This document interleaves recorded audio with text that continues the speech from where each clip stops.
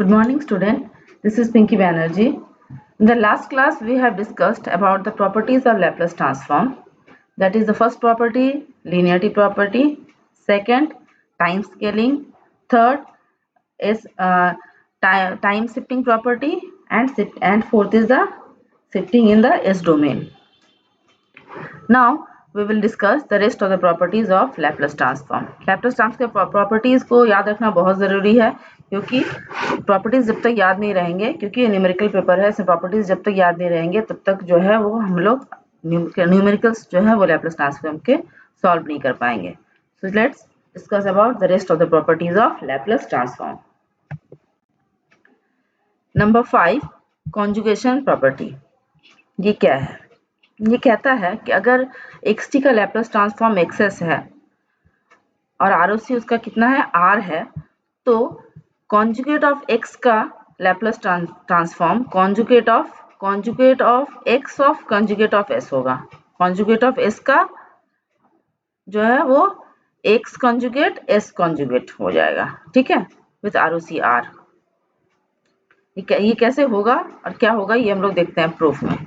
तो हम लोग का ये हो गया कि लैप्लास ट्रांसफॉर्म xt जो है एक्सेस है, और अगर हम जो सिग्नल xt है उसका कॉन्जुगेट निकाल देते हैं तो हमारा जो लैप्लास ट्रांसफॉर्म होगा वो कॉन्जुगेट ऑफ एक्सेस भी होगा एंड कॉन्जुगेट ऑफ एक्सेस नहीं, x का कॉन्जुगेट उसका जो है लैप्लास ट्रांसफॉर्म होगा और वो उसका भी कॉन्जुगेट होगा. ये हमारा यही होगा इसका रिजल्ट, और ROC जो है वो r ही रह जाएगा, चेंज नहीं होगा. को प्रूव करते हैं.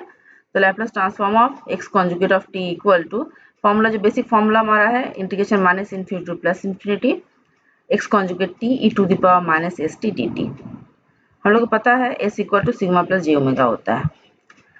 तो minus infinity plus infinity integration x conjugate t, s का वैल्यू पुट कर दिए, e to the power minus sigma t e to the power minus j omega t dt हो गया. अब यहाँ से जो है अब इसको देखते हैं. ये जो हमारा इंटीग्रेशन है, क्या इस इंटीग्रेशन को हम लिख सकते हैं? Integration minus infinity plus infinity X T E to the power minus sigma T E to the power plus J omega T D T, इस टोटल का कॉन्जुगेट. हाँ लिख सकते हैं. कैसे लिख सकते हैं?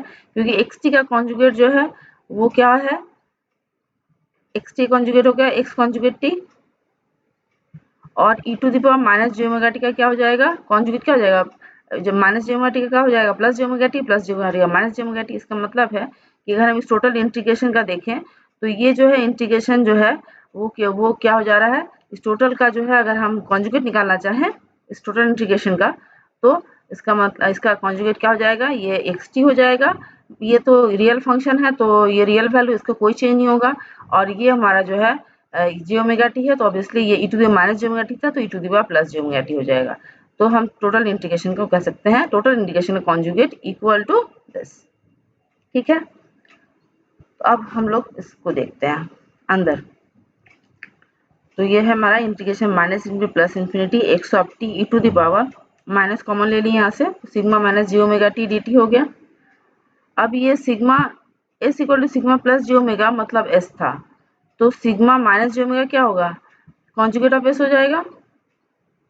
तो कॉन्जुगेट एस इक्वल टू हो जाएगा सिग्मा माइनस जी ओमेगा. इसको हम लोग पुट कर देते हैं, integration minus infinity to plus infinity X T to the power minus S conjugate T D T. इसका लिख सकते हैं ये जो लैप्लास ट्रांसफॉर्म है ये किसका है, ये लैप्लास ट्रांसफॉर्म है एक्स ऑफ एस कॉन्जुगेट का, एक्स ऑफ एस कॉन्जुगेट का लैप्लास ट्रांसफॉर्म है, और फिर टोटल का भी जो है वो कॉन्जुगेट है. तो ये हमारा हो गया एक्स कॉन्जुगेट एस कॉन्जुगेट. अगर जो है ये प्रूफ हो गया, अगर जो है एक्स टी एक रियल फंक्शन है तो रियल फंक्शन रहेगा तो ऑब्वियसली फिर कंजुगेट की फिर बात नहीं आएगी. तो इसका मतलब है कि हमारा जो एक्स ऑफ एस का जो वैल्यू होगा वही एक्स कॉन्जुगेट का भी वही वैल्यू होगा, एक्स ऑफ एस कॉन्जुगेट का भी x conjugate of x conjugate का भी वही वैल्यू होगा, दोनों का सेम वैल्यू होगा. कैसे?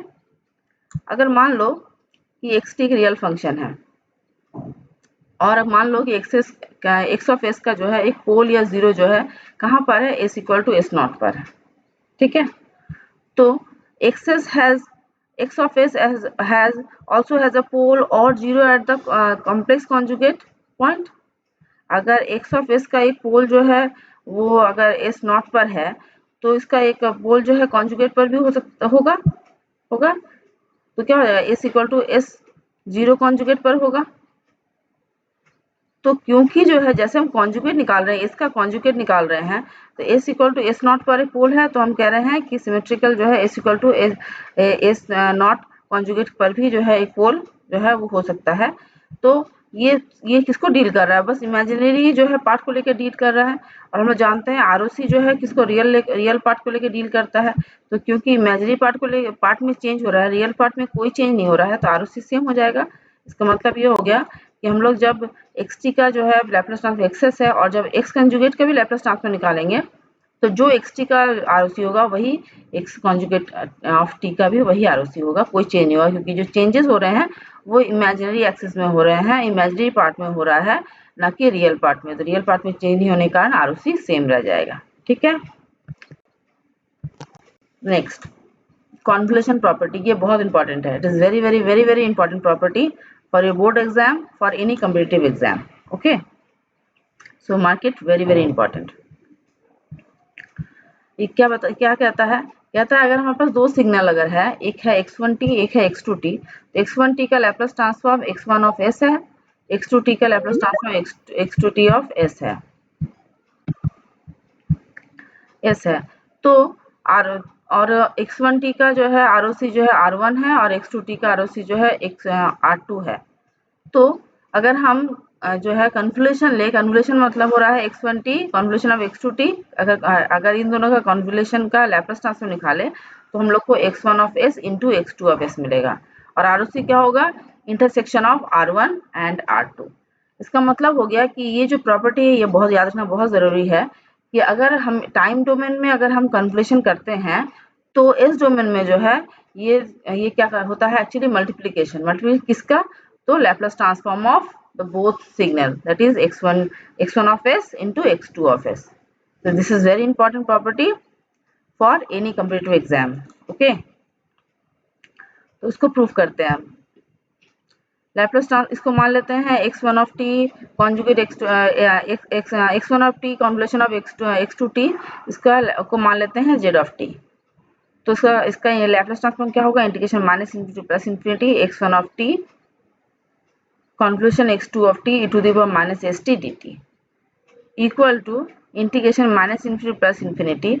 अब हम लोग को पता है कि कन्वोल्यूशन का जो है वो फॉर्मूला क्या होता है। कन्वोल्यूशन को जो हम लोग कैसे रिप्रेजेंट करते हैं, एक सिग्नल को जो है वो क्या करते हैं कि एक सिग्नल को हम लोग डिले कर देते हैं और एक सिग्नल को जैसे तैसे रख देते हैं और उसका इंटीग्रेशन करते हैं माइनस इंफिनिटी प्लस इंफिनिटी। मतलब हो रहा है कि x1t conjugate of x1t sorry convolution of x2t तो कैसे लिखते हैं हम लोग, integration minus plus infinity x1 tau x2t minus tau D tau. हम लोग इसको x1 को भी डी कर सकते थे, ऐसे लिख सकते थे कि x2 tau x1 t minus tau D tau. लेकिन ज्यादातर हम लोग जो है जनरली हम लोग x1 को जो है नहीं डिले करते, x2 को करते हैं। इसलिए हमारा फॉर्मूला हो गया integration minus infinity plus infinity x1 tau x2 t minus tau D tau, और ये e to the minus st dt जैसे का तैसे रह गया। तो अब हम लोग ऑर्डर ऑफ इंटीग्रेशन को क्या करते हैं, इंटरचेंज कर देते हैं। ठीक है, तो हम लोग पहले क्या करते हैं dt से जो इंटीग्रेशन कर लेते हैं, बाद में डी टाउ करेंगे। तो integration minus plus infinity x1 tau को बाहर निकाल लिए और इंटीग्रेशन कर रहे हैं minus infinity plus infinity x2 t minus tau e to the power minus st dt। इसमें सारे में t है तो इसको t से जो है इसका हम लोग क्या करेंगे, पहले इसको इंटीग्रेशन कर लेंगे dt से। ठीक है, तो ये जो हमारा इंटीग्रेशन है क्या बता रहा है, ये इंटीग्रेशन हमारा e to the integration minus infinity plus infinity x2 t minus tau e to the power minus st dt, ये हमारा टाइम शिफ्टिंग प्रॉपर्टी को डिनोट करता है। इसका मतलब है कि अगर टाइम डोमेन में टाउ अगर हम डिले कर देते हैं तो फिर एस डोमेन में क्या हो रहा था, e to the power minus s tau से जो है मल्टीप्लाई हो जा रहा था Laplace transform of that signal. तो लिख सकते हैं integration minus infinity plus infinity x1 tau फिर क्या हो जाएगा, मल्टीप्लाइड हो क्या हो जाएगा e to the power minus s tau x2 s। ठीक है, और डी टाउ रह गया। तो ये हमारा x2 अब डी टाउ से हम लोग जो है वो इंटीग्रेशन करेंगे तो x2s फिर कांस्टेंट जैसे बिहेव करेगा तो x2s को बाहर निकाल लिए, integration minus infinity plus infinity x1 tau e to the power minus s tau d tau. तो ये हमारा इंटीग्रेशन क्या बताता है? ये इंटीग्रेशन बताता है this is the Laplace transform of x1 of s। तो ये हमारा आ गया x1 of s into x2 of s। इसका मतलब है कि हमारा जो है, जब अगर हम लोग टाइम डोमेन में अगर हम कन्वोल्यूशन ऑफ टू सिग्नल करते हैं तो इस डोमेन में हम लोग का क्या हो रहा है? Multiplication of the Laplace transform of two signal हो जाता है। अब इसको समझते हैं कि जिस और आरओसी क्या हो जा रहा है? जैसे लीनियरिटी प्रॉपर्टी में आरओसी अगर दो सिग्नल हमारा था x1t एंड x2t, दो सिग्नल था, तो उसका जो है आरओसी क्या हो रहा था? Intersection of the ROC of both signal. यहाँ पर भी वैसे ही हो रहा है। और पोल जीरो कैंसिलेशन के लिए जो है वो आरओसी का बड़ा भी हो सकता है। फॉर एग्जाम्पल मान लो x1s equal to s+1 by s+2 है। यहाँ पर क्या आरओसी क्या हो रहा है? Real part of s must be greater than -2। नीचे हम s+2 को इक्वल टू 0 करके निकाल सकते हैं इसको ना, s+2 को रूट्स निकाल सकते हैं। यहाँ पर similarly s2s equal to s+2 by s+1। यहाँ पर भी आरओसी क्या हो जाएगा? Real part of s greater then -1। ये हमारा दो जो है वो लैप्लस ट्रांसफॉर्म दो सिग्नल दिया हुआ है। तो इसका मतलब है कि अगर हमको जो है कन्वोल्यूशन का अगर आरओसी चाहिए तो हम दोनों को सिंपली मल्टीप्लाई कर देते हैं। इसका मतलब ये हो रहा है कि टाइम डोमेन में convolution of x1t and x2t, तो then x1s into x2s equal to क्या हो रहा है? दोनों को मल्टीप्लाई करेंगे क्या हुआ? ये s+1 कट जाएगा, s+2 कट जाएगा, तो बन जाएगा 1। इसका मतलब ये कांस्टेंट हो गया। इसका मतलब आरओसी क्या हो गया? इंटायर एक्सप्लेन हो गया। इसका मतलब ये हुआ कि अगर हमारे पास में दो सिग्नल एक x1 ऑफ t है और एक सिग्नल x2 ऑफ t है, तो आरओसी जो है वो intersection of both the signal होगा। और अगर जो है और जो है उससे भी ज्यादा हो सकता है। कब होगा? अगर पोल जीरो कैंसिलेशन हो जाए, जैसे कि यहाँ पर हुआ है। ठीक है, so this is very very important property. You have to remember this formula and also the proof of this formula. Now differentiation in the time domain, ये भी बहुत इंपॉर्टेंट प्रॉपर्टी है। ये प्रॉपर्टी जो है हम लोग बहुत सारे न्यूमेरिकल सॉल्व करने में हम लोग को काम में लगेगा। ठीक है, so remember this property also, differentiation in time domain। तो x ऑफ t का Laplace transform x of s है, आरओसी कितना है? r है। तो अगर x ऑफ t का Laplace transform x of s है तो dt of x of t that is differentiation in the time domain. हमने लिखा ही है differentiation in time domain, that is dt of x of t का Laplace transform क्या हो जाएगा? s इंटू xs हो जाएगा विथ आरओसी रिमेनिंग सेम। वही आरओसी इसका r ही रह जाएगा। अब इसका हम लोग प्रूफ देख लेते हैं। इसका प्रूफ जो हम लोग इनवर्स लैप्लस ट्रांसफॉर्म की हेल्प से करेंगे। तो इनवर्स लैप्लस ट्रांसफॉर्म जानते हैं क्या था? x ऑफ t को equal to 1/2 pi j integration sigma minus j infinity to sigma plus j infinity x of s e to the power plus st ds। अब इस x ऑफ t को जो है ये दोनों तरफ जो है हम लोग डिफरेंशिएट कर देते हैं विद रिस्पेक्ट टू t। तो क्या हो जाएगा? ये differentiation of x of t हो जाएगा। ये 1/2 पाई j 1/2 पाई j ही रह जाएगा integration sigma minus j infinity to sigma plus j infinity. और क्योंकि हम differentiation with respect to t कर रहे हैं तो ऑब्वियसली x ऑफ s तो कांस्टेंट रह जाएगा। डिफरेंशिएशन किसका होगा? e to the power st। इसका डिफरेंशिएशन करेंगे तो क्या होगा? s e to the power st, इसलिए हमारा हो गया s X S e to the power st ds। अब इसको अगर ऑब्जर्व करें तो हम देख सकते हैं कि अगर x of s Laplace transform of x of t है तो हम लोग फॉर्मूला हमारा ये है। तो सिमिलरली ये फॉर्मूला इन दोनों से कंपेयर करते हैं तो हम देख सकते हैं कि s into x of s का जो है इनवर्स लैप्लस ट्रांसफॉर्म मतलब होगा ये। तो ये x of s into x of s जो है वो क्या हो जा रहा है? Actually the Laplace transform of dt of xt हो जा रहा है comparing both the equations. x of t जो है हमारा टाइम डोमेन में फंक्शन है, तो x of s Laplace transform है। तो इनवर्स लैप्लस ट्रांसफॉर्म से हम लोग करके हम लोग इसको निकाल सकते हैं। x ऑफ s का इनवर्स लैप्लस ट्रांसफॉर्म करते हैं तो x ऑफ t मिलता है। सिमिलरली यहाँ पर हम देख रहे हैं s into x of s का इनवर्स लैप्लस ट्रांसफॉर्म करेंगे तो dt ऑफ xt आ रहा है। तो हम कह सकते हैं कि dt ऑफ xt का Laplace transform x into x of s होता है। तो कंपेयरिंग बोथ द इक्वेशंस हम लोग क्या लिखेंगे? s into x of s is the Laplace transform dt of xt। ये बहुत इंपॉर्टेंट है। This is very very very very important कि हम लोग जैसे टाइम डोमेन में हम किसी सिग्नल को जो है वो डिफरेंशिएट करते हैं, तो एक्चुअली इस डोमेन में जो है वो सिंपली जो है Laplace transform of that signal into S हो जाता है। ठीक है, तो एस इंटू एक्स एस हो जा रहा है। अब आरओसी के बारे में समझते हैं। तो आरओसी हमने क्या कहा था कि आरओसी जो है वो सेम हो सकता है जो कि हमारा आरओसी है हमारा सिग्नल का, या जो है क्योंकि कैंसिलेशन ऑफ पोल के कारण जो है वो क्या हो सकता है क्या हो सकता है, इससे हमारा जो है वो बढ़ भी सकता है, लार्जर हो सकता है। फॉर एग्जाम्पल मान लो एक्स ऑफ टी जो है यू ऑफ टी है, तो एक्स ऑफ एस कितना होगा 1/s होगा। ठीक है, तो यहाँ पर आरओसी क्या है, real part of S greater than 0। The derivative of x T is the impulse. ये हम जानते हैं डेरिवेटिव ऑफ एक्स टी मतलब D T of x T करेंगे तो क्या D D T of actually U T मतलब 1, डी टी ऑफ 1 मतलब हमारा ये क्या हो जा रहा है, एक इम्पल्स फंक्शन हो जा रहा है। तो हमारा जो है the derivative of x T is an impulse with an associated Laplace transform that is unity. इसका मतलब है कि हमारा लैप्लस ट्रांसफॉर्म क्या आ जाएगा, उसका यूनिटी आ जाएगा। तो फिर हमारा हमारा आरओसी क्या हो जा रहा है, पूरा पूरा इंटायर एस प्लेन हो जा रहा है, क्योंकि लैप्लस ट्रांसफॉर्म यूनिटी हो जा रहा है। तो पूरा हमारा जो है वो क्या हो जा रहा है, आरओसी जो है वो इंटायर एस प्लेन है उसका। तो हम ये समझ रहे हैं कि ROC of x of S includes the ROC of access and may be larger if X has a first order pole at S equal to 0। First order pole at S equal to 0 मतलब ये रहा first order, मतलब जिसका order 1 है। तो S minus ये यहाँ पर कोई ये हमें क्या बताता है कि अगर S minus 0 equal to 0 that is S equal to 0 में जो है क्या है, पोल एक है, that is cancel by the multiplication by S. तो जैसे एस से मल्टीप्लाई हो जाएगा एक्स इंटू एस एस क्या हो जाएगा 1, जैसे एस से मल्टीप्लाई क्या हो जाएगा, ये हम लोग अगर हम एक्स ऑफ एस अगर 1/s है तो S into x of S कितना होगा 1 होगा। इसका मतलब 1 होना मतलब हो रहा है आरओसी क्या हो रहा है, इंटायर एस प्लेन हो जा रहा है। ओके, तो may be larger if X S has a first order pole at S equal to 0। तो अगर मेरा एस जो है वो कट जाएगा तो ऑब्वियसली जो है हमारा जो है वो आरओसी क्या होगा, वो बड़ा हो जाएगा। ठीक है, now comes eighth property, differentiation in S domain. This is also very important to remember for solving many numerical problems. Okay, so Laplace transform of xt क्या है, x of s, ROC क्या है, r है। अगर हम time domain में minus T से multiply कर दें तो इसका लैप्लस ट्रांसफॉर्म आ जाएगा D D S of x S with ROC remains same r।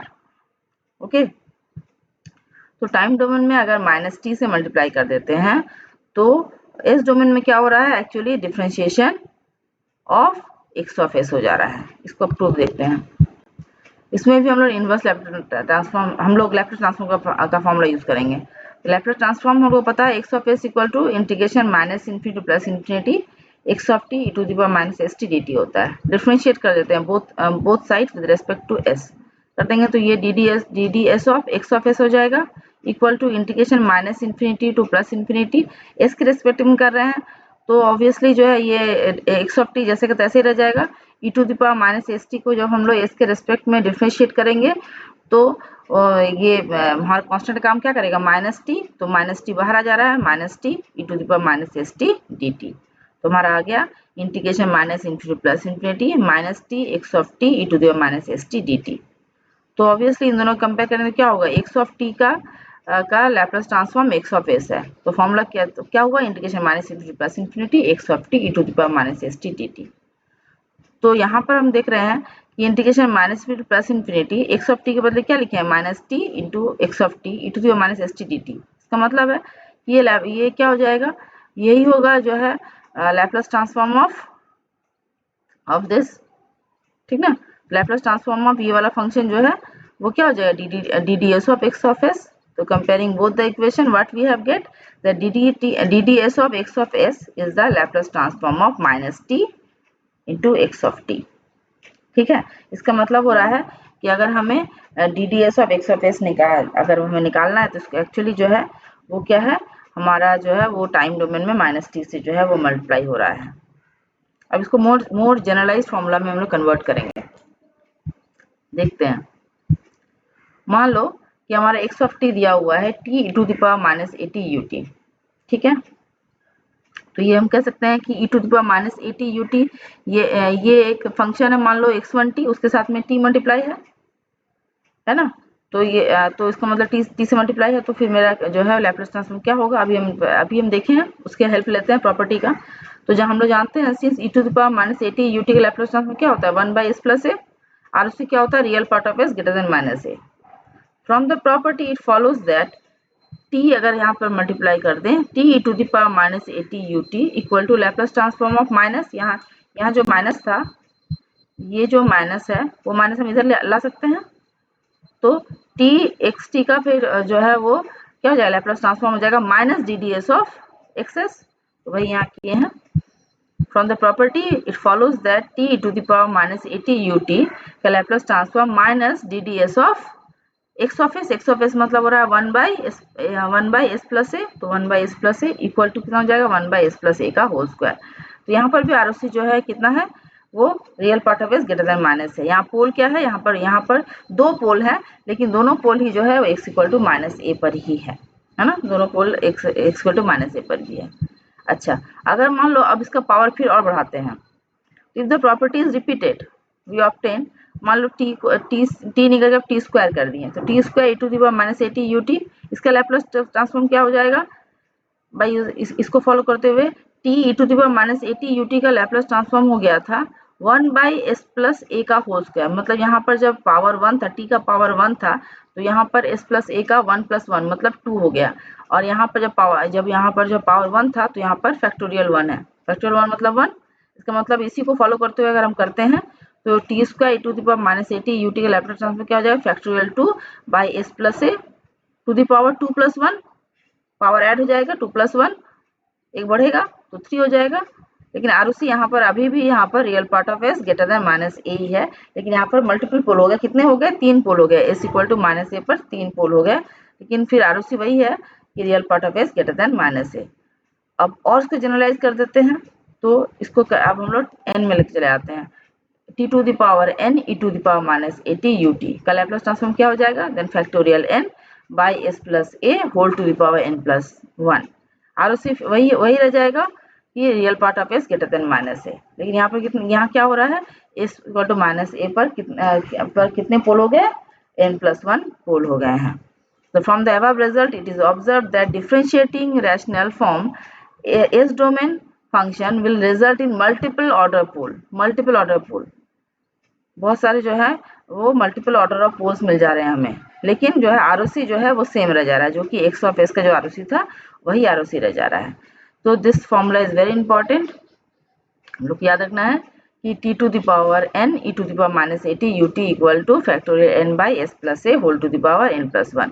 तो टी जब 1 हो जाएगा तो यहाँ पर ये 1 हो जाएगा, तो 1/s प्लस ए का होल स्क्वायर हो जाएगा। जब टी इक्वल टू 2 यहाँ पर रहेगा, यहाँ पर sorry t to the power n मतलब एन का वैल्यू जब 1 रहेगा तो 1/s प्लस ए का होल स्क्वायर हो जाएगा।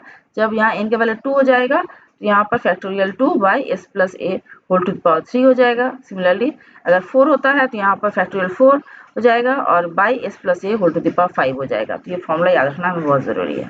Okay, now comes the property integration in the time domain. अभी तो हमने डिफरेंशिएशन टाइम डोमेन में किया था, अब हम लोग इंटीग्रेशन करते हैं।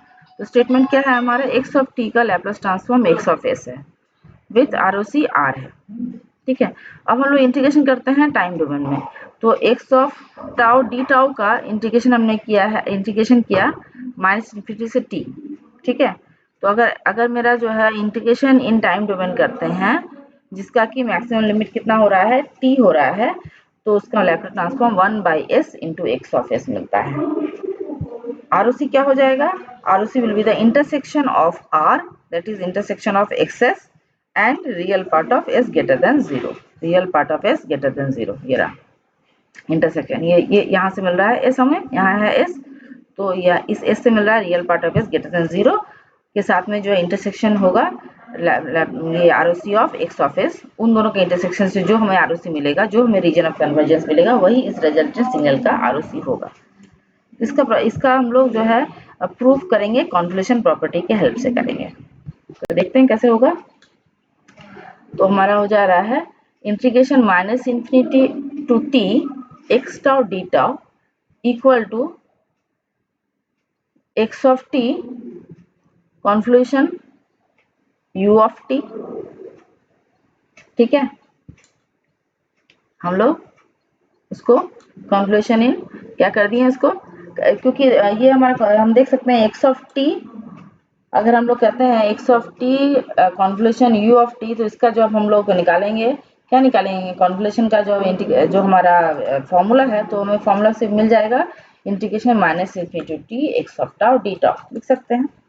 तो इसका मतलब हो गया कि इस अब हमको जो है इस इंटीग्रेशन का हमें निकालना हो लैप्लास ट्रांसफॉर्म या इसका, दोनों का बराबर है, वही वही हो रहा है Laplace transform integration minus infinity to t x dot d tau का लैप्लास ट्रांसफॉर्म क्या हो जाएगा, Laplace transform of x of t convolution u of t equal to क्या हो जाएगा, हम लोग जानते हैं लैप्लास ट्रांसफॉर्म ऑफ दो function, Laplace transform of two signals का कॉन्वोल्यूशन होता है, तो क्या हो जाता है, दोनों का लैप्लास ट्रांसफॉर्म का मल्टीप्लिकेशन हो जाता है, that is Laplace transform X of T into Laplace transform of u of t। तो Laplace transform X of T क्या है, एक्स ऑफ एस है, and Laplace transform u of t कितना है, 1/s है, X of S into 1/s हो गया, तो हमारा प्रूफ हो गया। अब बस इतना याद रखना है कि जब कन्वोल्यूशन का प्रॉपर्टी यूज कर रहे हैं तो x1 t convolution x2 t equal to हो रहा है इतना, हमारा क्या फॉर्मूला था, integration minus infinity to plus infinity x tau x1 tau into x2 t minus tau D tau, वही फॉर्मूला यहाँ पर यूज किया गया है, ठीक है। As Laplace transform u of t equal to 1/s, ROC कितना है, ग्रेटर देन 0 है, and ROC of x s is R, तो रिजल्टेंट क्या हो रहा है, resultant will be the ROC of 1/x into x of s containing the intersection of R with the real part of s greater than 0. Okay, so these are the properties which you have to remember thoroughly, जैसे कि हम लोग आगे जब numerical solve करें तो आप लोग इसको सॉल्व कर पाए। Okay, so in the next class I will go for the initial value theorem and final value theorem, जो आपके एग्जाम में आता है, वेरी वेरी इंपॉर्टेंट है, जो कि स्टेटमेंट के साथ प्रूफ भी आता है, न्यूमेरिकल्स भी आता है, एंड इन प्रॉपर्टी को फॉलो करते हुए भी न्यूमेरिकल्स जो होंगे वो भी जो है हम लोग नेक्स्ट क्लास में डिस्कस करेंगे। Okay, so thank you, enjoy lectures, please do like, comment, share and subscribe.